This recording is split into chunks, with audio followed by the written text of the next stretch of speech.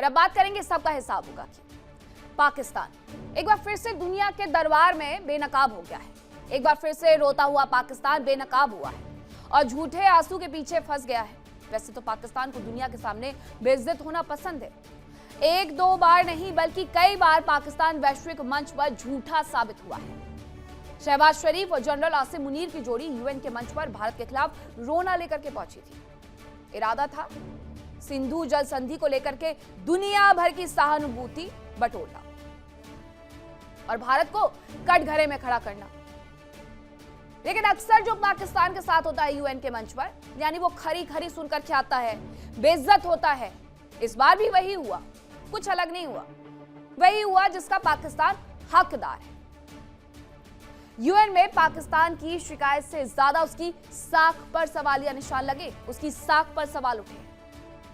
जिस देश पर आतंक को पालने पोसने, सीमा पार हिंसा को बढ़ावा देने और अपने कब्जे वाले कश्मीर में मानवाधिकारों को कुचलने वाले, उसकी गुहार को दुनिया आखिरकार कितनी गंभीरता से लेगी? यह सवाल खुद पाकिस्तान के सामने खड़ा हो गया है। एक तरफ इस्लामाबाद संयुक्त राष्ट्र सुरक्षा परिषद के दरवाजे खटखटा रहा था, तो दूसरी तरफ संयुक्त राष्ट्र मानवाधिकार परिषद ने भारत में वहां पर पीओके की ऐसी तस्वीर दुनिया के सामने रखी जिसने शहबाज मुनीर की पूरी रणनीति की हवा निकाल दी। पाकिस्तान जिस कश्मीर का नाम लेकर के दुनिया भर में भारत को घेरने की कोशिश करता है, उसी पीओके में लोकतांत्रिक अधिकारों के हनन, दमन और लोगों की आवाज दबाने के आरोप पर आज उसे जवाब देना मुश्किल लग रहा है। और भले ही पाकिस्तान के दो कंगाल आका शहबाज और मुनीर की जोड़ी भारत से सीधे बात ना कर पा रही हो, लेकिन भारत पर वो वार करने के बारे में सोचते हैं और उल्टा खुद उसका शिकार हो जाते हैं। भारत की तरफ से सिंधु जल समझौते को रद्द कर दिया गया। पाकिस्तान में सूखे जैसे हालात बन गए हैं। नदियां सूखी हुई नजर आ रही हैं, लोग पानी के लिए गुहार लगा रहे हैं और वहां के मंत्री बयान दे रहे हैं। लेकिन तस्वीर पिक्चर एकदम स्पष्ट है। भारत की चुगली करने गया पाकिस्तान खुद अब सवालों के घेरे में आ गया है। और ये जो लोग दुनिया से समर्थन मांगने गए थे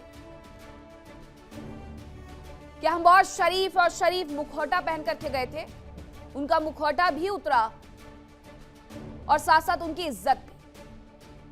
ये अपनी ही साख पर बहस छिड़वा करके आ गए हैं। अब वहां पर यूएन में आखिरकार हुआ क्या, चलिए वो मैं आपको एक बार ग्राफिक्स के माध्यम से समझाती हूं। यूएन में पानी का मुद्दा इनकी तरफ से उठाया गया, सिंधु जल संधि पर सवाल उठाए गए कि अरे कैसे इसे रद्द कर सकते हैं। लेकिन पानी के मुद्दे पर खुद पाकिस्तान घिर गया। यूएन ने पीओके को लेकर के जो सवाल उठाए, पीओके में होने वाले प्रदर्शन का जिक्र किया, शहबाज मुनीर से मानवाधिकार पर सवाल पूछे गए और मासूम लोगों के मारे जाने पर भी जवाब मांगा गया है। पानी पर यूएन का जो पलटवार आया उसको जानिए। लोगों को रोटी की जगह गोली मिल रही है, यह सीधे तौर पर कहा गया, और मासूम पर गोलियां चलाई जा रही हैं। शांत इलाकों में गोलीबारी क्यों हो रही है? पाकिस्तान से यह सवाल वहां पर पूछा गया। यह भी पूछा गया कि पाकिस्तानी सेना को आखिरकार कहां से मिला था ऑर्डर, कौन वो लोग थे जिन्होंने कहा कि अपनी आवाम पर गोलियां बरसा दो। ये पाकिस्तान है कि मानता नहीं, ना सुधरता है, और इसका फंडा है आतंक को पनाह देना, दूसरे देशों से किसी भी तरह भीख मांगना, जिससे आज तक इनका ये मुल्क चल रहा है। पाकिस्तान के घर में हाल बेहाल है, कभी अफगान तो कभी बलूच लड़ाके तो कभी पीओके में शांति, ये आलम है। पहले से ही टेंशन है इन्हें, ऊपर से भारत की मार ने इनका ऐसा हाल कर दिया है कि सिर उठाना तो दूर की बात है, आंख उठाना ये भूल गए। और यही वजह है कि भारत की बात करने पर भी यूएन में शहबाज मुनीर की टीम को जाना पड़ता है। पाकिस्तान के रक्षा मंत्री ख्वाजा आसिफ ने एक बार फिर से भारत को गीधड़ धमकी दी और पानी से तरस रहे पाकिस्तान का कहना है कि उसके पास युद्ध के सारे विकल्प मौजूद हैं। अरे पहले अपने आप पीने के लिए पानी, खाने के लिए दाने इकट्ठे कर लो, उसके बाद भारत से आकर के युद्ध लड़ना। और अपनी इज्जत बचाने के लिए पाकिस्तान का कहना है कि पीओके में जो आवाज है वो भारत की है। बिल्कुल है, क्योंकि उन लोगों का दिल भारत के लिए धड़कता है। 78 सालों में जिस जगह और वहां पर रहने वाले लोगों को तुम अपना नहीं बना पाए, उनका दिल अगर आज भी भारत के लिए धड़कता है तो ये नाकामयाबी पाकिस्तान की है। पाकिस्तान खुद को बचाने के लिए भारत पर हर संभव आरोप लगाता है और उसके बाद वहीं से पिट करके आता है। पाकिस्तान भूल जाता है कि भारत की एक चोट ही दशकों उसे दर्द देगी। अब ख्वाजा आसिफ ने पीओके के मुद्दे पर लोगों को गुमराह करने, लोगों का ध्यान भटकाने के लिए भारत के खिलाफ क्या जहर उगला है, जरा वो सुनिए। जो जुबान वहाँ पे बोली गई है, जो जुबान वहाँ पे बोली गई है कि जी बलूचिस्तान से लाशें तो वापस आ जाती हैं इनकी, तो कश्मीर से तो लाशें भी वापस नहीं जाएंगी। ये जबान जो है किसी पाकिस्तानी की जबान नहीं है, ना किसी कश्मीरी की जबान है। जबान जो है हिंदुस्तान की जबान है, ये भारत की जबान है। तो ख्वाजा आसिफ को सुना आपने, हम जंग के लिए तैयार हैं। पीओके के लोग भारत की भाषा बोल रहे हैं और ये यहाँ पर बैठे बैठे भाषण दे रहे हैं, ना कि अपनी जनता से, आवाम से मिलने के लिए जा रहे हैं, ना वहां पर मरे हुए लोगों के परिवारों का हाल पूछ रहे हैं। बस इन्हें इस बात का दर्द है कि ये जहर फैलाया किसने, जबकि ये बहुत अच्छे से जानते हैं कि ये जहर इन्होंने ही बोया है। बोया पेड़ बबूल का तो नीम कहां से होए वाली स्थिति है इनकी। बोया पेड़ बबूल का तो आम कहां से होए, इनके यहां सिर्फ और सिर्फ नीम होगी और वही कड़वाहट ये अपनी जबान पर लेकर के घूमते रहते हैं। अब चर्चा की शुरुआत करूं, लेकिन उसके पहले एक रिपोर्ट देखिए और जरा समझिए कि यूएन में गुहार लगाने वाला पाकिस्तान किस तरीके से एक बार फिर से फटकार खा करके वापस आया है। यूएन में गुहार, फिर पड़ी फटकार।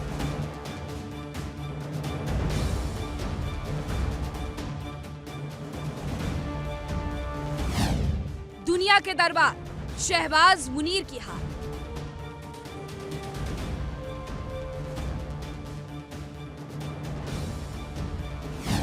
आंसुओं की बौछार, कूटनीति हुई बेकार।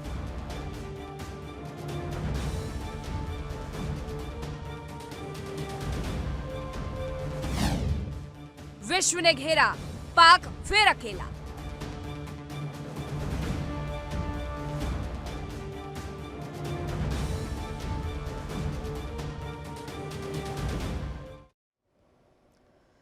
तो अब इसी पर करेंगे चर्चा की शुरुआत। कौन कौन से मेहमान मेरे साथ जुड़ रहे हैं आपका परिचय करवाती हूँ। मेरे साथ जुड़ रहे हैं कर्नल एस के मलिक, विंग कमांडर आलोक सहाय जी, डॉक्टर सज्जाद बुखारी, वरिष्ठ पत्रकार है पाकिस्तान से, और मेजर शेख नदीम, रक्षा विशेषज्ञ है।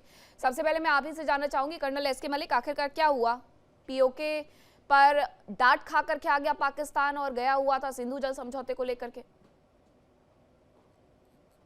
मीनाक्षी जी, सभी मेहमानों को नमस्कार और आपके दर्शकों को सादर नमस्कार। देखिए, पाकिस्तान की आदत है कि अपनी समस्याओं पे जब भी उसकी समस्याएं खड़ी होती है, ध्यान भटकाने के लिए वो भारत को बीच में ले आता है और हमेशा कहेगा ये रॉ के एजेंसी का साजिश है, ये भारत की साजिश है। देखिए, इनके बीच में अभी रावलपिंडी जो है ना, रावलपिंडी एक सैंडविच बनने की स्थिति में है और बन चुका है। इनफैक्ट एक तरफ से BLA यानी बलोचिस्तान है, उधर से सिंध है और इधर से आपका KPK है और इधर से आपका गिलगिट बाल्टिस्तान और POK है। इन लोगों की जो रिक्वायरमेंट है वो बड़ी बड़ी सीधी सी बात है और कोई भी आदमी सुनेगा तो ये कहेगा कि पाकिस्तान को समझ क्यों नहीं आता।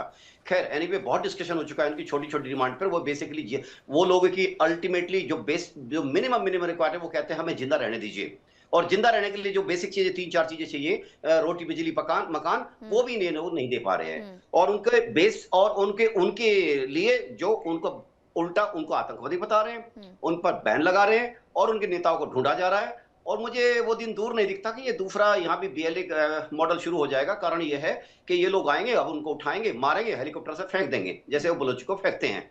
इसी तरह से अभी फिर ये जाते हैं अपनी समस्याओं का ध्यान बटाने के लिए, कभी ये ब्रुसेल्स जाएंगे, कभी ये UN में जाएंगे और कहेंगे कि भारत का जो हमने पानी बंद कर दिया वो कर दिया। भारत क्या कह रहा तुमसे? भारत ने पहली बात तो ये साफ साफ समझ लीजिए, कोई भी संधि हमेशा के लिए नहीं होती, 1000 साल की नहीं होती। हमने वो मजबूरी में उस टाइम की स्थितियों को देखते आप पे तरस खा के 1960 में संधि की थी, जबकि आपके जो जनरल साहब है उस टाइम के फील्ड मार्शल अयूब खान, वो आके ढाका से जाते हुए 3 दिन तक दिल्ली में डेरा डाले हुए थे, मिन्नतें की थी। और उसके बाद 8 साल की मेहनत के बाद जब ये संधि कराई गई थी, यानी कराची में साइन हुए थे 19 सितंबर आई थिंक 60 की बात है। उसके बाद ये ठीक ठाक चल रही थी। यानी हमारे साथ इतने पाकिस्तान के युद्ध हुए, भारत ने बड़ा दिल दिखाते हुए इस पर कभी भी इसको हेल्ड इन अबेयंस या इसको कैंसिल नहीं किया। कारण ये था कि हम समझते हैं कि लोगों की रिक्वायरमेंट, बेसिक बुनियादी जरूरतें क्या है। लेकिन जब होता क्या है कि जब पानी सर से गुजर जाता है तो अल्टीमेटली आपको किसी न किसी वक्त पे अपना एक्शन लेना पड़ता है और वो एक्शन लिया गया। अब इसीलिए पाकिस्तान पानी के लिए तरस रहा है। तो डॉक्टर सज्जाद बुखारी, ऐसी हरकतें करनी क्यों पड़ती है? भारत से तो आप कुछ मांग नहीं सकते, भारत के सामने आप कुछ बोल नहीं सकते हैं। अब आप चले गए यूएन में जाकर के मिला क्या? बहुत शुक्रिया आपका मीनाक्षी। तमाम पैनलिस्ट को आदाब अर्ज है। पाकिस्तान जिंदाबाद, पाकिस्तान हमेशा पाइंदाबाद। इंडस वाटर ट्रीटी के हवाले से मैं चाहता हूं कि के मलिक साहब ने जो है वो थोड़ा आए बाएं दाएं शाएं जो है वो काफी उन्होंने कोशिश की है, लेकिन मैं उनको जरा ट्रैक पर लेके आना चाहता हूं कि हम जरा रेलिवेंट बात करें, कंटेंट पे बात करें। तो आप इंडस वाटर के हवाले से कीड़े बपकियां छोड़ दें। ये तो पाकिस्तान की मेहरबानी है कि 170 मिलियन एकड़ फीट पानी जो है वो हमारे पास आ रहा था, तो हमने 35 मिलियन एकड़ फीट पानी जो है वो आपको दे दिया था, क्योंकि इस पे हमारा हक था, क्योंकि आपकी तरफ हाइट ज्यादा थी तो पानी का फ्लो जो था वो पाकिस्तान की तरफ था। तो 19 सितंबर 1960 को जो होने वाला इंडस वाटर ट्रीटी है, इसके पीछे जो है वो आपकी तकलीफ थी बहुत ज्यादा, क्योंकि आजादी के बाद जो है वो आपको हजम नहीं हो रहा था। तो सबसे पहले मैं आपको थोड़ा सा ये बताता चलूं कि इंडस वाटर को तो आपके पास बंद करने की कैपेसिटी नहीं है। मैंने आपको पहले भी कहा था 3180 किलोमीटर उसकी लेंथ है, ठीक है। और वो लद्दाख से, यानी तिब्बत की एक झील है मायम, वहां से होता हुआ ये लद्दाख, लद्दाख के बाद गिलगित बल्तिस्तान से होता है ये खैबर पख्तूनख्वा और फिर तरबेला, एंड देन वो दरियाए काबुल और फिर कालाबाग तक जो है वो आता है। तो एक तो उसकी हाइट जो है उसको भी जरा आप नोट कर लीजिएगा। दूसरा, आपने एक और बात बड़ी यहाँ पे आम की, आपने कहा जी पहले आप अपने लोगों के लिए दालों का बंदोबस्त करें। हम दाल खाते ही नहीं है जी, हम गोश्त खोर हैं, हम गोश्त खोर भी हैं। और आप पानी की बात करते हैं, हमारे तो लोगों का नाम समंदर खान, ज्यादा हो गए, दरिया खान, सैलाब खान, सुने ना, सुन ले। हमारे तो पठानों का नाम ही जो है वो दरिया खान, समंदर खान, सैलाब खान नाम होते हैं। आप हमें पानी की क्या धमकी देती है, पानी रोकने की? अरे तो फिर ये ख्वाजा आसिफ, सुनिए ख्वाजा आसिफ को क्या हुआ अचानक से? फिर आप लोग यूएन क्यों चले गए अचानक से? क्यों फिर आपको पानी की अगर आवश्यकता ही नहीं है तो ये तमाम मुद्दे उठ क्यों रहे हैं? आप लोगों ने जो नकली लिबादा ओढ़ा हुआ है ना सेकुलर स्टेट का, हम आपको एक्सपोज करते हैं कि आप पूछ नहीं रही हूँ हम क्या हैं, ये हम पाकिस्तान से थोड़ी जानेंगे। इतने बुरे दिन कब से चलने लग गए भारत के जो हम पाकिस्तानियों से सर्टिफिकेट लेंगे? मैं आपसे ये पूछ रही हूँ कि क्या हुआ ख्वाजा आसिफ को जो ये कह रहे हैं कि हम पानी लेकर के रहेंगे, पानी वो रोक नहीं सकते, फिर आप यूएन चले गए। आप क्या इतना दरिया बहता है तो फिर पानी की आवश्यकता क्यों पड़ गई? सर आपको ये बताएं मुझे। मीनाक्षी, बात ये है कि हमने आपके लिए कुछ भी नहीं किया। आपकी बर्बादी का जो सामान है ना वो आपकी बीजेपी सरकार है, और वो जो आपकी एक हिंदुत्व आइडियोलॉजी है। हमें अपने देश के बारे में आपसे ज्ञान नहीं चाहिए। आपसे जो पूछा गया डॉक्टर सज्जाद बुखारी, यहाँ वहाँ आए दाए घुमाइए मत। वरिष्ठ पत्रकार हैं, पत्रकारों का काम होता है सीधा सीधा जवाब देना। मैं आपसे एक सवाल कर रही हूँ कि क्या हुआ ख्वाजा आसिफ को वापस से सिंधु जल समझौते पर क्यों बोलना पड़ा, और आप लोग वापस से यूएन में इस मुद्दे को लेकर के क्यों गए? 2022 में इंडस वाटर कमीशन, अब सुन लेना, 2022 में एक इंडस वाटर कमीशन का इजलास हुआ था, और उसके बाद वो तातुल का शिकार हुआ। जिस तरीके से हमेशा से आप कभी सार्क को जो है वो सबूताज कर देते हैं, कभी आप इंडस वाटर कमीशन पर जो है वो मीटिंग से ही राय फरार इख्तियार कर लेते हैं। अभी 4 साल से ज्यादा का अरसा हो गया है, इंडस वाटर कमीशन का इजलास ही नहीं हुआ। और दूसरी बात ये है कि ये जो आपको मैंने पहले भी बताया था कि आपको इंडस वाटर रोकने के लिए या हमारे दरिया रोकने के लिए आपको 6 दरियाओं को बंद करना पड़ेगा, उनको चैनलाइज करना पड़ेगा, उनके लिए टनल बनाने पड़ेंगे। ये ख्वाजा आसिफ को बताइए ना, ये ख्वाजा आसिफ को बताइए कि भारत तो ऐसा कर ही नहीं सकता है, फिर क्यों आप फड़फड़ा रहे हैं?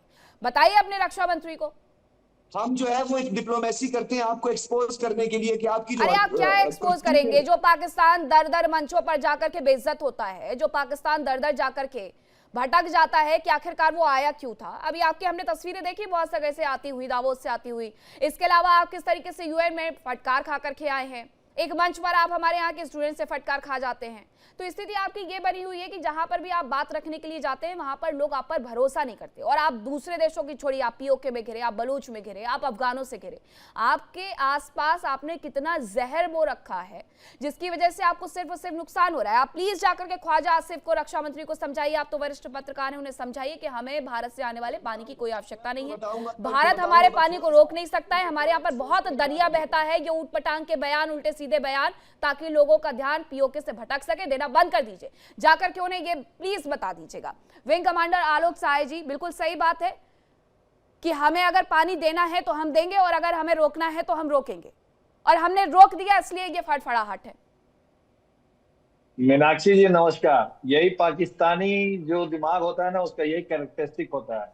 कहते हैं इनके पास तो दरिया का बहाव है और पानी की इनकी जरूरत ही नहीं है, गोश्त खा के जिंदा रहते हैं, बिना पानी के गोश्त निगल लेते हैं और वो पचा लेते हैं, और इनके यहाँ तो समुद्र बह रहा है, नदियां बह रही हैं। अरे तो फिर क्यों रो रहे हो भाई? फिर तो बात करने की जरूरत ही नहीं है। कहो कि हमको इंडस का, हमको भारत का कोई भी पानी नहीं चाहिए, हम अपना सब देख लेंगे। क्यों जाकर रो रहे हो वहां पे? क्यों रो रहे हो? क्यों धमकी दे रहे हो कि हम युद्ध कर लेंगे अगर पानी रोकेगा भारत? तो आप ही बोल रहे हो ना, आप ही के नेता बोल रहे हैं ना। आलोक साहब, एक होती है सफारतकारी, डिप्लोमेसी कहते हैं, एक होती है सहाफत, एक होती है रेलिवेंसी, यानी डिप्लोमेसी। तो आप इसका मतलब खुद ये मान रहे हो कि आप ये खुद मान रहे हो कि गिदड़ धमकी दे रहे हो? आप ये डिप्लोमेसी में आप गिदड़ धमकी दे रहे हो? आपको पानी की कोई जरूरत नहीं है तो आपको ये यूएन के चार्टर का पता होता। आप स्कूल की दीवार के पीछे पड़े। मेरे ख्याल में मास्टर साहब जो थे वो अच्छे नहीं थे आपके। खैर मदरसा साहब ने नहीं लिया। सबसे ज्यादा इलिटरेसी किस देश में है ये पूरी दुनिया जानती है। मदरसे यहाँ पर नहीं चलते, आप यहाँ पर चलते हैं। इलिटरेसी किस देश में सबसे ज्यादा ये पूरी दुनिया जानती है, और यहाँ के मास्टर साहब पर आप उंगलियां उठा रहे हैं। क्या पढ़ के आते हैं पता नहीं। जी सर। पानी के लिए, और यहाँ बोलते हो हमें पानी की कोई जरूरत ही नहीं है। गजब, मतलब गजब दिमाग है यार मदरसा का। वाह।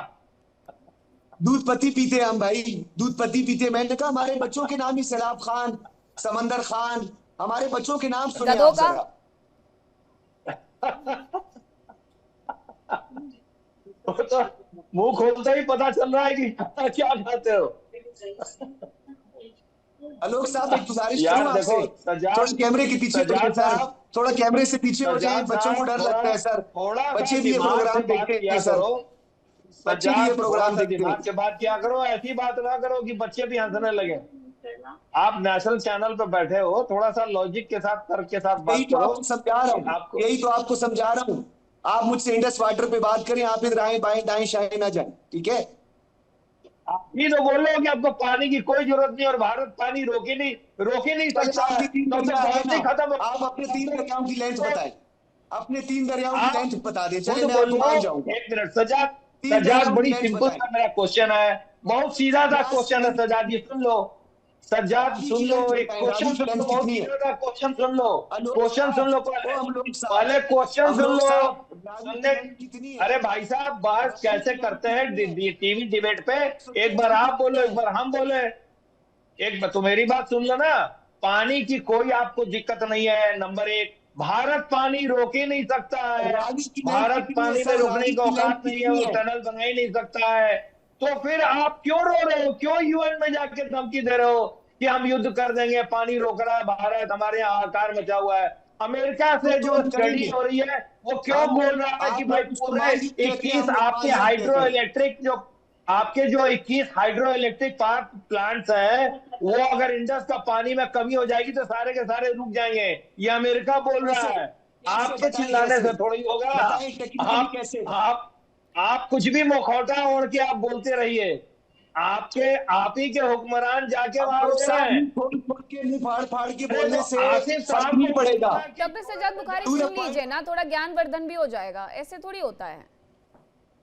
वूलर झील, चिल्का झील, बेबनार झील, आपने इनके नाम ही नहीं सुने होंगे, मदरसों में इतना तक पढ़ाया नहीं जाता होगा। मेजर शेख नदीम, जरा आप मुझे ये बताइए कि अभी पाकिस्तान में किस तरीके के हालात बने हुए हैं, और ये पानी वाला बयान क्या अचानक से छेड़ देना, ये कोई कूटनीति है या फिर पीओके के हालात पर लोगों का ध्यान भटकाने की एक साजिश है?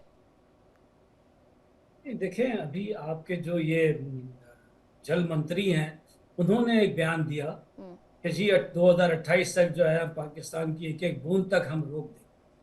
जब आप बयान देंगे तो ये एक थ्रेट है, जब आप थ्रेट देंगे तो काउंटर थ्रेट भी होगी। तो हमारे दिफाई जो मिनिस्टर हैं उन्होंने, वजीर दिफा ख्वाजा आसिफ साहब ने उस थ्रेट को काउंटर किया। और आपकी थ्रेट का ये डिप्लोमेटिक नॉर्म्स एंड कस्टम्स होते हैं कि अगर आप डिप्लोमेटिकली किसी को एक्नॉलेज करते हैं तो उसका जवाब देता है, उसको थ्रेट करते हैं तो काउंटर थ्रेट करता है, क्योंकि जवाब देना जरूरी होता है। तो उन्होंने भी जवाब दे दिया कि भाई अगर आपने ऐसा किया तो it will become our existential threat, तो हम उसके ऊपर बिल्कुल रिस्पॉन्ड करेंगे एंड वी आर रेडी। हमें जहां महसूस हुआ कि आपने हमारी एक रेड लाइन क्रॉस कर ली, because millions of people are depending on these waters. ये हिमालयन रिवर्स के 3 सिस्टम हैं, जैसे आपका इंडस का सिस्टम है, इसके अलावा आपके पास तो देखिए ब्रह्मपुत्रा का सिस्टम है और गंगा सिस्टम है, आपके पास ऑलरेडी काफ़ी दरिया है सैकड़ों। लेकिन पाकिस्तान ये जो आपके वेस्टर्न रिवर्स हैं 3 जो इंडस और चनाब और झेलम, इस पर डिपेंड करता है।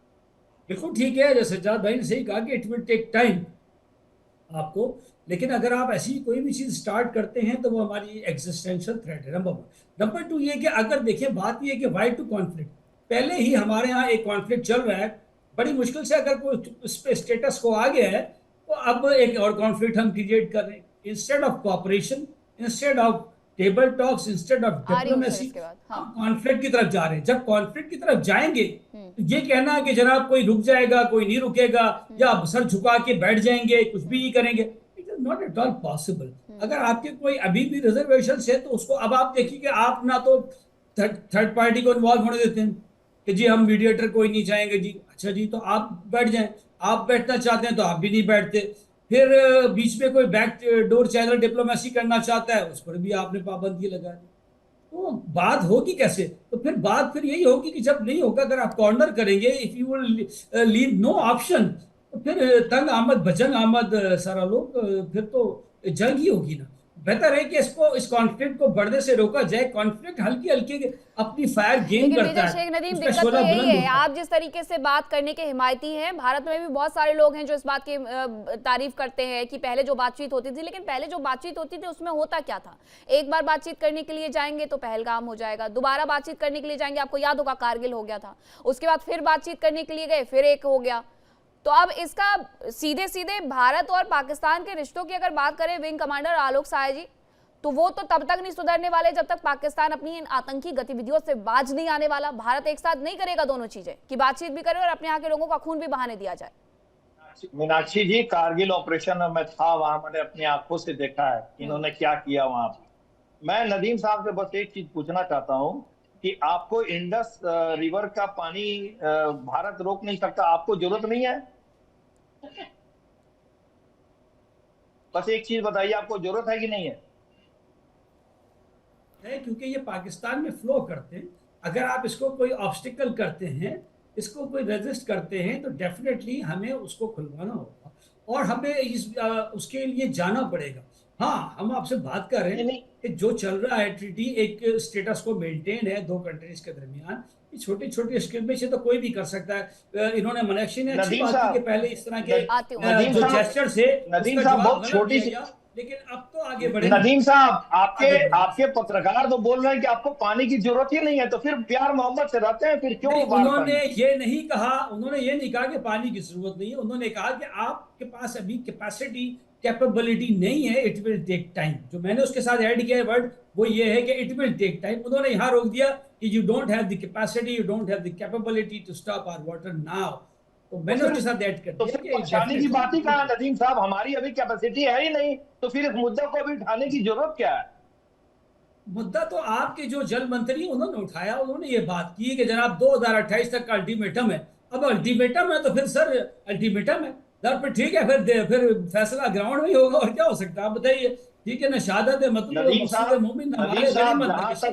जहां तक जमीन पर फैसला करने की बात है ना, ये अब एक नया भारत है। ये अब भारत सरकार ने बहुत साफ शब्दों में बोल दिया है, ये आपकी जो एटॉमिक धमकी है ना, ये भी अब नहीं चलने वाली है, ये भी नहीं चलने वाली है। हम उसके लिए भी तैयार हैं। रियलिटी है ये धमकी नहीं है, रियलिटी है। ग्राउंड में रियलिटी है की जाए। हम लोग नदीम साहब ग्राउंड पे वार की बात न करें, ग्राउंड की बात न करें, नहीं तो भारत इसके लिए अब तैयार है। ये दूसरा भारत है, जब तक ये सरकार है ये दूसरा भारत है, आप मान लीजिएगा। देखिए, पाकिस्तान की जो डॉक्ट्रिन है वो डिफेंसिव है, ऑफेंसिव नहीं है।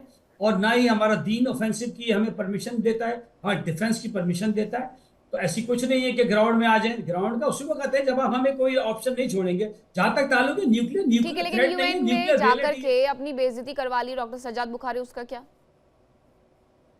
देखिए, यूएन के हवाले से मैंने आपको पहले बोला कि रियासतें जो है वो अपने डिप्लोमेटिक जो है अटेम्प्ट करती रहती हैं। आप भी करते हैं, हम भी करते हैं। आपके वहां पे परमानेंट मेंबर है यूएन में, हमारे परमानेंट मेंबर है वहां यूएन में। एक दूसरे के साथ सिक्योरिटी काउंसिल में भी जो है तबादला होता है ख्यालात का और जज्बात का। आपको एक बात बताऊं, आप ये हमारी चिंता करना छोड़ दें।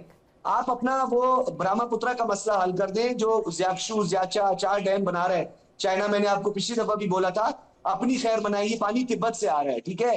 डींगे ना मारा करें, मैंने आपको मुतादिद बार कहा है, डींगे मारने से मसाइल पैदा होंगे। और आप कह रहे हैं पानी चाहिए कि नहीं चाहिए। हमने कौन सा आपसे पानी मांगा है? ये जो इंडस वाटर ट्रीटी थी, ये तो आप लोगों की मर्जी से हुई थी कि नहीं हुई थी? पहले आप लोग मान गए 35 मिलियन एकड़ फीट पानी पे, बाद में आपने रोना धोना शुरू कर दिया। ये तो आप लोगों की मर्जी पर ये इंडस वाटर ट्रीटी हुई। आप अपने लोगों को सच क्यों नहीं बताते? हमें क्या जरूरत पड़ी थी? ये तो आप वावेला मचा रहे थे, पानी रोक देंगे, ये कर देंगे, वो कर देंगे, फलाना कर देंगे।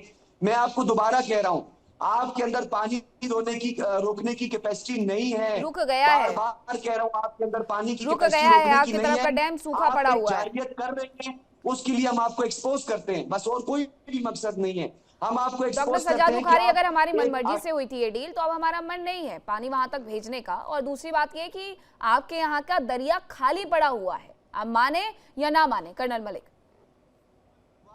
मीनाक्षी जी, मैं इस बात को लिंक करता हूं जो भारत की फर्स्ट सेक्रेटरी ने यूएनएससी में जवाब दिया है, अनुपा सिंह जी ने। उनकी कहने से का मतलब ये है कि आज भारत तकरीबन इस संधि को हुए तकरीबन 75 साल से ज्यादा हो चुके हैं। आज हमारी रिक्वायरमेंट भी बदल चुकी है, हमारी कंजम्पशन भी बदल चुका है। और आज उस टाइम कश्मीर के अंदर 2.1 लाख हेक्टेयर जमीन होती थी सिंचाई के योग्य। आज हमारे पास वही चीज बढ़ के 4.25 लाख के हेक्टेयर जमीन हो चुकी है। वही जमीन को एग्रीगेशन बना दिया गया। दूसरी बात, हमारी बिजली की रिक्वायरमेंट बढ़ चुकी है, हमारी पीने के पानी की रिक्वायरमेंट बढ़ चुकी है। और ये सारे के सारे क्लॉज सब में सुनो सुनो बोलिए, बढ़ गई है, उसको भी जरा चेक बहुत कर बोल लेना। लिए। वाशरूम तो बता ही नहीं और रहे हैं। दूसरी बात यह है कि मीनाक्षी जी, पाकिस्तान की हिपोक्रेसी देखिए। पाकिस्तान कहता है हम टेररिस्ट स्टेट नहीं है, तो वाशरूम हम में ये पानी कहाँ से आता है? वाशरूम में पानी कहाँ से आता है? टिश्यू पेपर का इस्तेमाल करते हैं, हम नहीं है, हमारे पास कोई टेररिस्ट नहीं है। दूसरी तरफ टेररिस्ट के समझौता करने पर इनको मिर्ची लग रही है, उस पर साइन नहीं कर पाते। अरे कर दीजिए, हम तो आपके साथ हमेशा से रहे। आपने हमारा इतना नुकसान किया है इतने युद्धों के अंदर हैं, और 48 47 से लेकर आज तक, तब भी हमने पानी नहीं रोका। और 48 में पानी रोका था, 2 नहर का रोका था ना, जब जाके सूखा पड़ गया था पूरी सीजन के अंदर। फिर हालांकि ये बड़े जल्दी रिजोल्व हो गया था, क्योंकि पेमेंट आप करने के लिए तैयार नहीं थे। और नहीं, जाके पता करो, एक समझौता हुआ था 48 के अंदर। जाके नहीं पता करता सर, मेरे पास इतना टाइम नहीं जाके पता करना। चाहे ये इतिहास में लिखा हुआ है, ये इतिहास में लिखा हुआ है कि पानी हमारे पास आ रहा था, आप बिलबिला रहे थे, आप बिलबिला रहे थे कि पाकिस्तान की तरह पानी, जब पानी तकसीम हो रहा है, नहीं समझो बात को। जब और अगर हम जब ये अरे पानी तुम्हें तो तकसीम हो पानी रहा की है जरूरत नहीं है, और हमारे पास कैपेसिटी नहीं है, तो पोटेंशियल किस बात की है? पानी पाकिस्तान को मिल रहा है, टेररिस्ट हो गया, सोए हुए थे टेररिस्ट हो गया, वहां पे, भंग पी के सोए हुए थे उस वक्त आप। अगर टेररिस्ट नहीं है तो करो साइन, अगर टेररिस्ट नहीं है तो करो साइन। आप साइन इसलिए नहीं करते हो कि आप टेररिस्ट वहां पर बैठे हुए, क्या कह रहे हैं? डॉक्टर सज्जाद बुखारी, आपकी बातें आप ही पर फिट नहीं बैठती हैं। पहला, हमें पानी की आवश्यकता नहीं है। दूसरा, भारत पानी रोक नहीं सकता है। तीसरा, हमारे यहाँ बहुत सारे दरिया हैं। पहला ये कि भारत ने पाकिस्तान का पानी रोक दिया है। दूसरा ये कि अगर ये मनमर्जी से भारत ने संधि की थी तो मनमर्जी से तोड़ दी गई है। तीसरा ये कि आपके यहाँ के दरिया सूखे पड़े हुए हैं।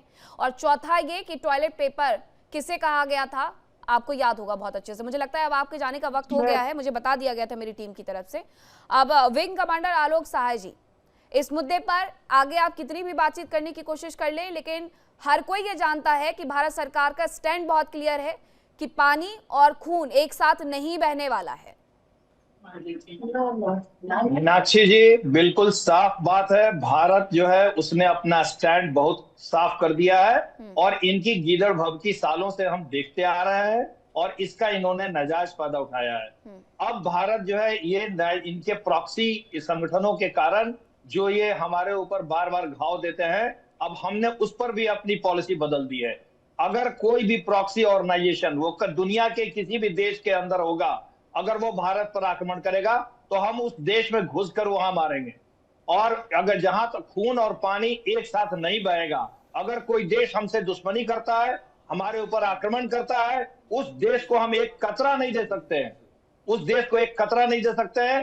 पॉलिसी और नीतियां बिल्कुल स्पष्ट हो गई हैं। और मीनाक्षी जी, ये आने वाला समय अब इनको बता रहा है, इनको भी इनकी बेचैनी बढ़ रही है और इसीलिए अब ये विभिन्न अंतर्राष्ट्रीय पटलों पर जाकर के अपना रोना रो रहे हैं। कितने दुर्भाग्य की बात है कि ह्यूमन राइट्स कमीशन में जाकर के रो रहे हैं, जिस ह्यूमन राइट्स का सबसे ज्यादा वायलेशन पाकिस्तान ने किया है। पूरी दुनिया देख रही है पश्तून के साथ क्या हो रहा है, पूरी दुनिया देख रही है बलूचिस्तान में क्या हो रहा है, पूरी दुनिया देख रही है अफगानिस्तान में किस तरह से हॉस्पिटल में इन्होंने बमबारी की है। और ये ह्यूमन राइट्स कमीशन में जाके सिंधु नदी का पानी के लिए रो रहे हैं। तो भारत अब ये सब प्रॉक्सी में नहीं आने वाला है। भारत ने अपनी नीतियां बहुत स्पष्ट कर दी हैं। जी मीनाक्षी जी। जी मेजर। तो पानी रोकना जो है ये कौन सी इंसानियत है?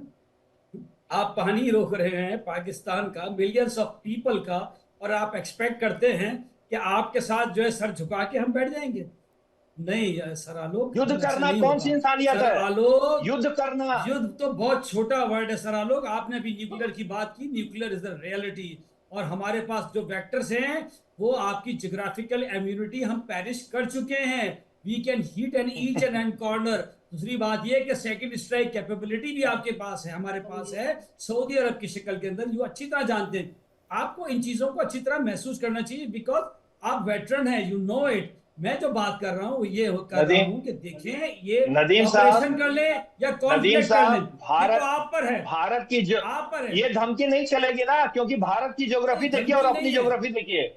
फर्स्ट अटैक आप करेंगे तो भारत फिर भी बचा रहेगा, लेकिन आप तो नक्शे से मिट जाएंगे ना उसके बाद। छोटा सा देश है आपका, उसको बचा के रखिए। न्यूक जो है ना, न्यूक आपको एक कोने से लेके अगले कोने तक जो 7 सिस्टर थे सब जगह लपेट देगा, या आप अच्छी तरह जानते हैं। ठीक है, अब आप जो MIRV है उसमें एक के अंदर 7 वारहेड्स होते हैं। सर ये पूरा इंडिया खत्म हो जाएगा। हाँ, हम मुसलमान खत्म नहीं होंगे, ये आप अच्छी तरह जानते हैं। ठीक है, हमारे पास अच्छी तरह जानते हैं, हमारे पास MIRV क्या सजा करके रखने के लिए है क्या? सर नहीं, आप तो, हम तो हो जाएंगे। देखिए हम तो तैयार हैं, हम तो जाना ही नहीं चाह रहे कॉन्फ्लिक्ट की तरफ। आप कहते हैं कि कॉपरेशन नहीं कॉन्फ्लिक्ट। मीनाक्षी ने बहुत अच्छी बात की कि 2 दफा एक अच्छा जेस्चर आया पाकिस्तान की तरफ। ठीक है, कुछ प्रॉब्लम्स आ गई, अब आगे तो बढ़े ना। आलोक भाई, आपका मतलब क्या है? क्या आगे नहीं बढ़ेंगे? नदीम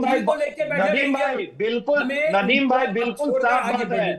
आप प्यार मोहब्बत से रहोगे तो हम प्यार मोहब्बत से रहेंगे, आप आक्रमण करोगे तो हम चुप नहीं रहने वाले। नहीं, वो अच्छी बात है। देखिए कोई भी नहीं, अगर आप किसी को इस तरह से कोई सोवरेनिटी की, उसकी इंटेग्रिटी की, ठीक है, टेरिटोरियल, वो अगर आप किसी की भी खिलाफ वर्जी करेंगे, चाहे वो छोटा ही मुल्क क्यों ना हो, वो रिस्पॉन्ड करेगा। ऐसा होगा। पहली बात तो ये कि ये जिस मसले पर किया गया, हमने उसका कहा कि ज्वाइंट इंक्वायरी करा लें, एविडेंस देना। अब मुझे आपसे, मैं सिर्फ एक सवाल करता हूँ कि मुझे बताइए कि दुनिया का एक मुल्क का नाम ले ले जिसने अपनी जबान से या अपनी ऑफिशियल स्टेटमेंट में ये वर्ड यूज किया हो कि जनाब Pakistan was involve in Pahalgam attack. ठीक है, अब ये एम्बिगुअस स्टेटमेंट देना, अनइक्विवोकल स्टेटमेंट देना, लेकिन कोई बात नहीं हुई ना। आप भारत के लिए तमाम बातें कहते हैं कि POK में भारत, बलूच में भारत, आप अफगानियों को लेकर के भी यही कहते हैं कि भारत उन्हें बौखला रहा है, उन्हें बरगला रहा है। तो ये भी तो किसी इंटरनेशनल स्टेट की तरफ से नहीं कहा गया ना। बहुत सारी चीजें आपको भी पता होती है कि आपके देश के अंदर क्या चल रहा है। वैसे हमारे देश में भी हमारी इंटेलिजेंस ने भी हमें कुछ तो बताया होगा जिस लिहाज से ये कहा जा रहा है। आखिरकार आपकी सीमा को पार करके भारत की सीमा में घुसपैठ करने वाला अब रशिया या यूक्रेन से नहीं आया होगा, आया वो पाकिस्तान से ही होगा कर्नल मलिक। अब उस बहस पर जाकर के मुझे लगता है कि बहुत ज्यादा कोई फायदा नहीं है, लेकिन अगर पाकिस्तान की तरफ से बार बार वही हरकतें होंगी तो भारत के पास और क्या ऑप्शन बचते हैं? कर्नल मलिक पानी ना रोके तो क्या करे? मीनाक्षी जी, एक चीज देखिए, जो नदीम जी बोल रहे हैं ना, कई बातों को नदीम जी एक्सेप्ट कर लेते हैं। देखिए, भारत ने सहयोग करने में क्या कमी छोड़ी? अपने, हमारी उनकी तो दुश्मनी है, एक तरह से देखा जाए दुश्मन देश है। ISI के लोगों को हम अपने सबूत दिखाने के लिए पठानकोट एयरबेस पे भी हमें इन्वाइट किया था, लेकिन उन्होंने क्या किया? जाते इसको हाथ जोड़ के हथेली बजाई और हाथ जोड़ के झाड़ दिया कि कुछ नहीं, सब बकवास है। पाकिस्तान में बढ़ने ऑर्डिनेंस फैक्ट्री की बनी हुई गोलियां, Chinese weapon, Pakistan based weapon जब ये पकड़े जाते हैं, दिखाते हैं, तो उनको तो लगता है कि नहीं, ये तो आपने इस पर नाम लिख दिया है। देखिए नदीम साहब, हमको कहीं तो कुछ मानना पड़ेगा ना, और दूसरी बात, आप पाकिस्तान को ना दिखाएं, आप दुनिया को दिखाएं, आप इंटरनेशनल मीडिया को दिखाएं, और कोई मुल्क आपके साथ खड़ा होके बोले कि वाकई ये पाकिस्तान झूठ बोलता है। पाकिस्तान, मैं कहता हूं आप पाकिस्तान को छोड़ दें, क्योंकि पाकिस्तान के खिलाफ इल्जाम है, हो सकता है पाकिस्तान झूठ बोलता हो। आप इंटरनेशनल लेवल पे जाकर एक मुल्क ले आए, वो आपके साथ खड़ा होके बोल दे, अरे सुन तो ले, सिंपल सी बात, भूटान बोल नदीम साहब, कि जनाब पाकिस्तान का नाम लेके। आप हमारे टीवी पर हमारे मेहमान हो, एक चीज बताइए आप, जो कि मैं आपके जो मेहमान थे पाकिस्तान के दूसरे, वो तो मेरी बात सुन के गायब हो गए। आप नहीं, सिंपल 1 to 1 इसलिए करता हूं। एक बात बताइए, भारत ये कहता है कि आप गारंटी दीजिए कि आपकी जमीन आतंकवादी गतिविधियों के लिए यूज नहीं होगी भारत के खिलाफ, तो दे दीजिए, क्योंकि आप तो कहते हैं हम तो आतंकवादी को पालते ही नहीं है, हम आतंकवादी है ही नहीं, हम तो खुद शिकार है, तो दे दीजिए, तो अच्छी खासी हमारी दोस्ती दोबारा चालू हो जाएगी। दे दीजिए, इसमें कोई दिक्कत तो नहीं है। मेजर शेख नदीम, वैसे तो अब समाप्ति का वक्त हो गया, लेकिन मैं आपको बता देती हूँ कि बीबीसी से लेकर के अल जजीरा तक जिसने रिपोर्ट किया था उसने पाकिस्तान का नाम ही लिया था। प्लीज आप उसको भी गो थ्रू करें। बहुत धन्यवाद आप सभी का मेरे साथ जुड़ने के लिए, चर्चा का हिस्सा बनने के लिए। फिलहाल रुक रहे एक छोटे से ब्रेक के लिए, कहीं मत जाएगा, खबरों का सिलसिला लगातार जारी है। इंडिया डेली अब आपके स्मार्ट टीवी पर भी मौजूद है। इंडिया डेली 24/7 अब इन सभी प्लेटफॉर्म पर लाइव है। देखिए इंडिया डेली 24/7 अब आपके स्मार्ट टीवी पर।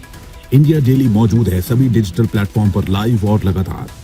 इंडिया डेली 24/7 हर दिन राष्ट्र को समर्पित।